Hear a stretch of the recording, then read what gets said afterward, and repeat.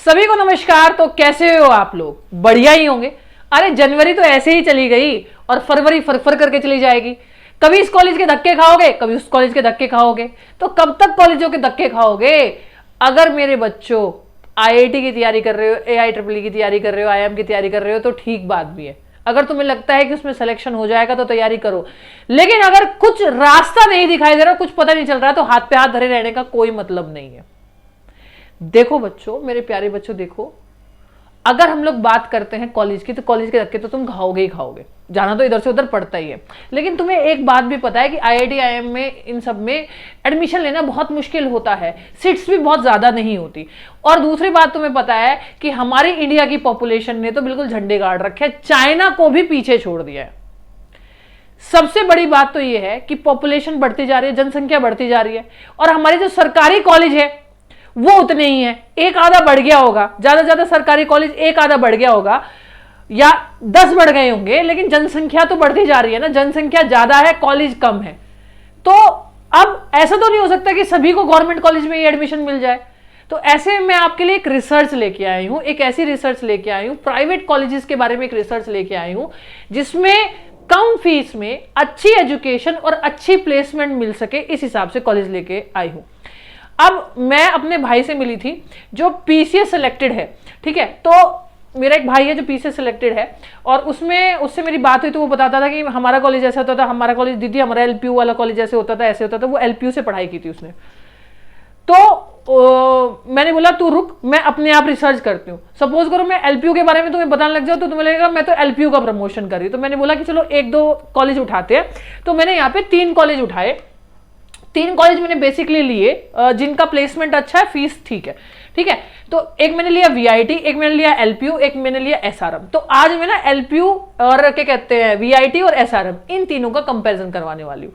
तो सीधी सी बात है कि सरकारी कॉलेज में ज्यादा सीटें नहीं है और जनसंख्या ज्यादा है, तो कॉलेजों के धक्के खाने से बेहतर है कि मैं आपको कुछ अच्छी इंफॉर्मेशन दूं, क्योंकि यही मेरा काम है, एक बहुत ही अच्छी रिसर्च के साथ में, कि किसका फीस कम है, किसका प्लेसमेंट अच्छा है, किसकी रिसर्च अच्छी है, इनोवेशन में कौन अच्छा है, स्पोर्ट्स में कौन अच्छा है, सब मैं आपको बताऊंगी। अब हम बात करते हैं आगे। तो सबसे पहली बात तो ये वीआईटी का कॉलेज है देखने में, ये आपका एसआरएम का है और ये आपका एलपीयू है। ये 3 कॉलेजेस है। अब हम बात करते हैं आगे।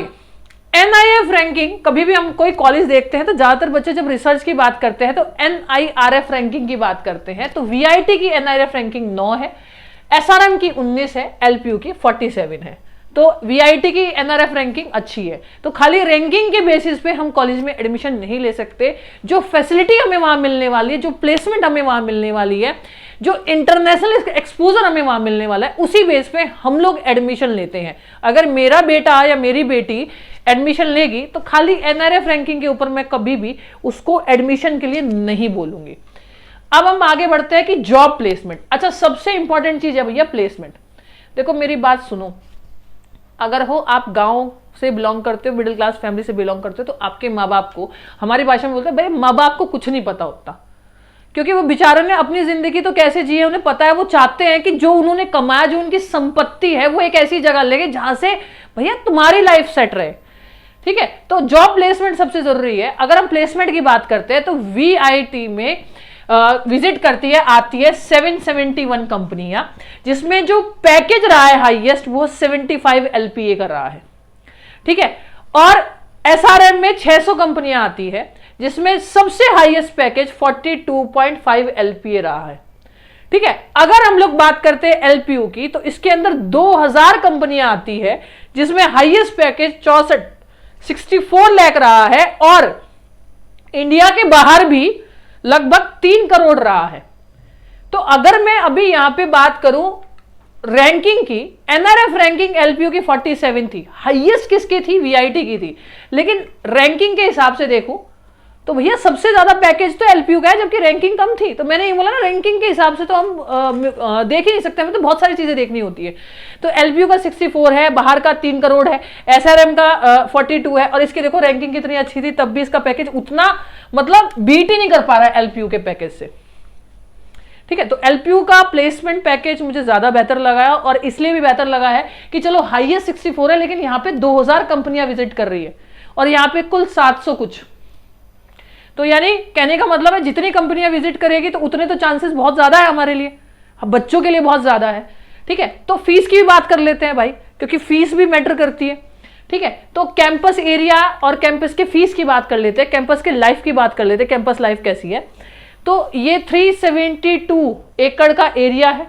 ठीक है, कुछ क्लब है और कुछ फैसिलिटीज है, फेस्ट होते हैं कुछ कुछ। इसका 25 एकड़ है। ठीक है, बहुत कम फेस्ट होते हैं, बहुत कम क्लब है एसआरएम के।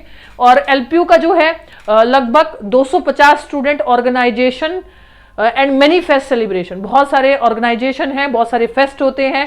कैंपस का एरिया 650 एकड़ में है।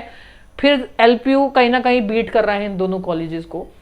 ठीक है, तो प्लेसमेंट के मामला मुझे बहुत अच्छा लगा, लेकिन एक होता है ना कि आप जब 3 साल 4 साल 5 साल जितने साल का भी आपका कोर्स होता है, जिस भी कोर्स में आप एनरोल होंगे, तो वहां पे जो आपकी लाइफ रहने वाली है घर के बाद में वो कैसी रहेगी।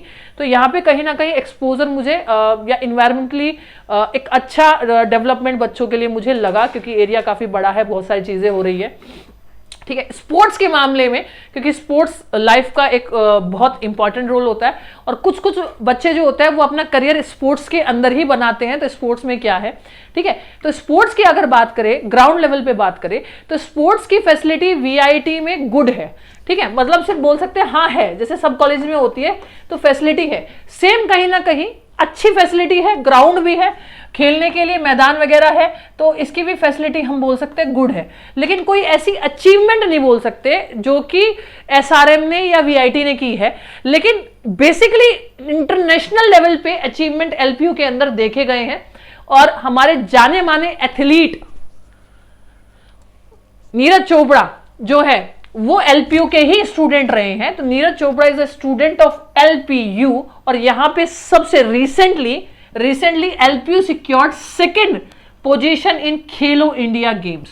तो एलपीयू ने सेकंड पोजीशन ली है खेलो इंडिया गेम्स। यानी स्पोर्ट्स में अगर कोई जाना चाहता है तो मुझे स्पोर्ट्स के मतलब हिसाब से जो कॉलेज मुझे बेस्ट लगा है, वीआईटी और एसआरएम में सिर्फ गुड फैसिलिटी है, ग्राउंड है, बट आगे इंटरनेशनल लेवल पे खेलना, इंडिया को रिप्रेजेंट करने के हिसाब से मुझे स्पोर्ट्स में अचीवमेंट के मामले में एलपीयू बहुत अच्छा लगा है, और एक्सपोजर बहुत अच्छा लगा है।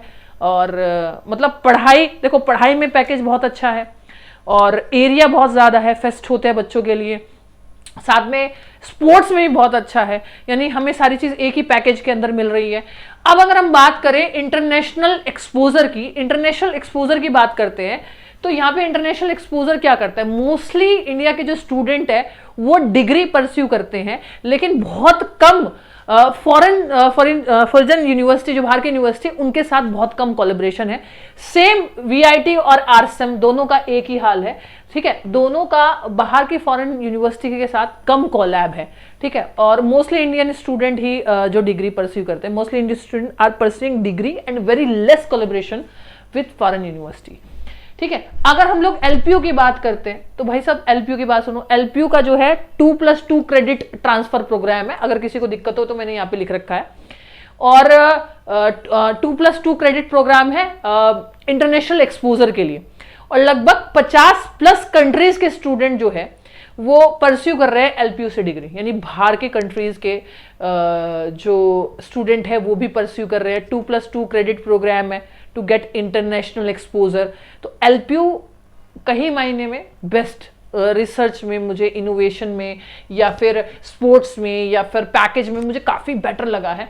इंटरनेशनल एक्सपोजर भी इसका अच्छा है। हाँ, अगर रैंकिंग की बात की जाए तो रैंकिंग वीआईटी की अच्छी है, वीआईटी है मतलब बहुत अच्छी रैंकिंग है, उसके बाद एसआरएम की, और सबसे बाद में एलपीयू की आती है। लेकिन द फैसिलिटी, द ग्रोथ ये प्रोवाइड करवा रहे हैं वो इसका बहुत बेहतरीन है। तभी मैंने कहा था कि 3 अच्छे कॉलेज लेती हूँ, उसके ऊपर रिसर्च करती हूँ। ठीक है, उसके बाद हम लोग बात करते हैं कोर्सेज ऑफर्स की। वीआईटी के पास में 120 कोर्स है और फीस बहुत ज्यादा है। एसआरएम का 130 लगभग उनके पास में कोर्सेज है, अलग अलग तरह के कोर्सेज होते हैं। ठीक है, और फीस बहुत ज्यादा हाई है, मतलब रैंकिंग ज्यादा है तो फीस भी हाई कर रखी है भैया, मतलब रैंकिंग अच्छी है तो फीस भी ज्यादा हाई कर रखी है। 150 कोर्सेज है और फीस जो है वो अफोर्डेबल है वीआईटी और एसआरएम के मामले में। अगर मैं बहुत आम भाषा में कहूं तो मेरी बात सुनो मेरे बच्चों, फीस की बात की जाती है, देखो क्या होता है, ठीक है जी आपने कॉलेज पसंद कर लिया जी और बोल दिया भाई मैंने तो इसने कॉलेज में जाना है, यार मेरे को इस कॉलेज में जाना है, मेरे को नहीं पता अपने माँ बाप को। अरे माँ बाप फीस कहाँ से लेके आएंगे तुम्हारे लिए, नीचे जमीन से खोद के लेके आएंगे क्या तुम्हारे लिए फीस? नहीं ना, जितना उनके पास है उतना ही तो दे पाएंगे, यानी उनकी जेब पे भी बात ना आए और तुम्हारी एक अच्छी एजुकेशन भी हो जाए। तो इसके लिए अगर मैं बात करती हूँ वीआईटी और एसआरएम में ज्यादा फीस है, ठीक है। एलपीयू के अंदर फीस जो है वो एलपीयू के अंदर एसआरएम और वीआईटी के मुकाबले कम फीस है और अफोर्डेबल है, यानी जेब पे असर नहीं पड़ेगा, भाई जितनी है उतनी तो जाएगी जाएगी, पर जितनी फैसिलिटी वो दे रहे हैं उस हिसाब से बहुत ज्यादा फीस एलपीयू के अंदर नहीं है।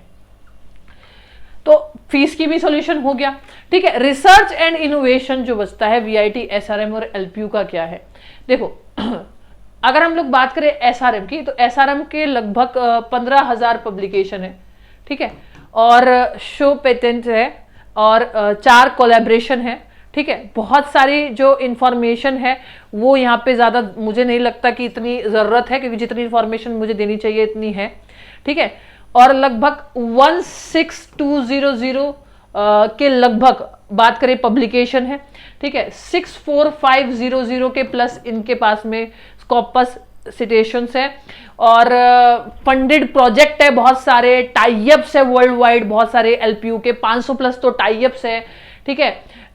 एलपीयू का जो फैकल्टी है वो टॉप मोस्ट में है, जिसमें 2% तो साइंटिस्ट है, ठीक है। और ये पूरा डाटा अगर मैं बताऊं तो 2022 एज पर स्टैनफोर्ड यूनिवर्सिटी के हिसाब से, स्टैनफोर्ड यूनिवर्सिटी जो यूएसए में है उसके हिसाब से एलपीयू के अंदर लगभग 2% जो फैकल्टी है वो साइंटिस्ट है इन द वर्ल्ड 2022, ठीक है। अगर हम लोग बात करें वीआईटी की, तो वीआईटी में क्या है कि mission critical organisation like defence establishment, Indian ISRO के साथ में कुछ है और कुछ स्पॉन्सरशिप इन्होंने सिक्योर की है, 50 रिसर्च प्रोजेक्ट के लगभग इन्होंने काम किया है और लगभग इन्होंने कुछ कंसल्टेंसी ऑफर किया। VIT also offer consultancy services worth more than 2.2 million to the defence research and development laboratory, ठीक है। तो ये बात थोड़ी सी हम बात कर रहे हैं रिसर्च एंड इनोवेशन की, जो कि रिसर्च एंड इनोवेशन क्या रहा है इनका। तो मोस्ट प्रोबेबली अगर मैं बताऊं, चलो आपको लगता होगा कि वीआईटी का रिसर्च एंड क्या कहते हैं इंफॉर्मेशन इनोवेशन बहुत अच्छा है, कि भाई ये तो इसरो के साथ भी कहीं ना कहीं एंड दे आर गिविंग कुछ सम सर्विसेज, और एसआरएम का मुझे बहुत ज़्यादा बेटर नहीं लगा, बट एलपीयू की 2% ऑफ फैकल्टीज आर साइंटिस्ट।